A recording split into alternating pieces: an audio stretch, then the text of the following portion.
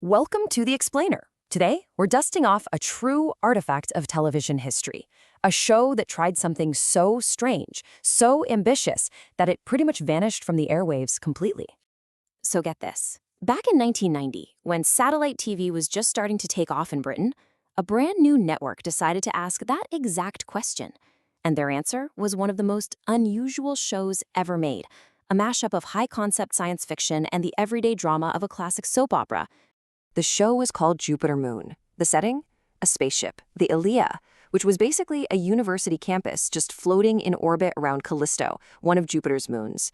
This was a show that tried to mix the massive scale of deep space travel with the super small, very human drama of student life. Okay, so let's dive right in and excavate the story of this forgotten gem.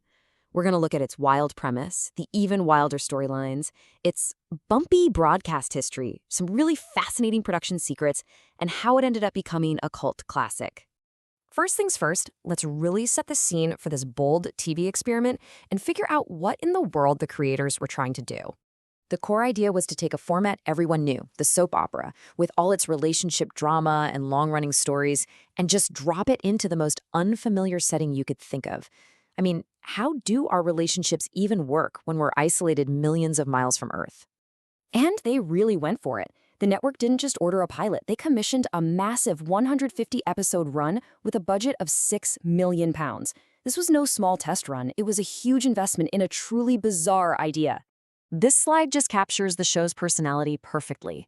One minute, the crew is dealing with life-or-death stuff like comet storms or nuclear missiles. The very next, the entire plot is about a disastrous dinner party or some petty romantic rivalry. It's this constant whiplash between epic sci-fi and mundane drama that makes the show so fascinating. So, how did this strange mix of genres actually play out on screen? Let's take a look at some actual episode plots to see just how wild things got on board the Ilea. And I'm not exaggerating here, these are taken straight from the official episode guides. They really show just how fast the show could bounce from, cosmic threats to very, very human problems. So here you go, classic high-stakes sci-fi danger. The entire ship, everyone on board is in peril. This is the kind of plot you'd expect from a big space adventure movie, right? And then, literally 2 episodes later, with that comet threat still out there, the drama shifts to social anxiety.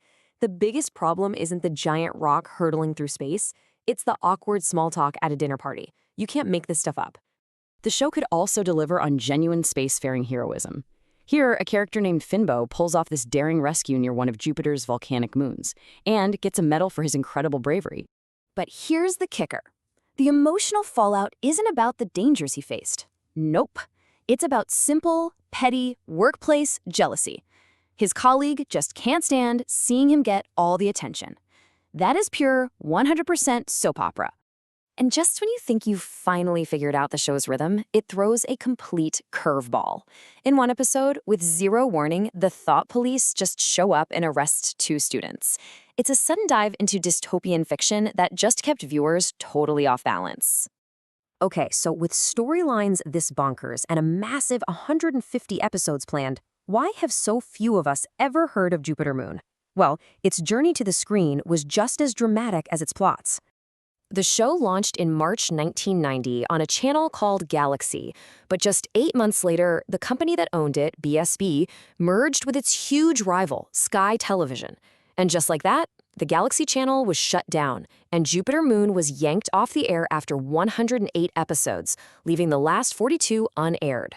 It wasn't until 6 years later, in 1996, that the Sci-Fi Channel finally picked it up and showed the whole thing from start to finish. If we dig into the production archives, we find some really fascinating details about how this one-of-a-kind show was made and its surprising connections to the rest of British entertainment.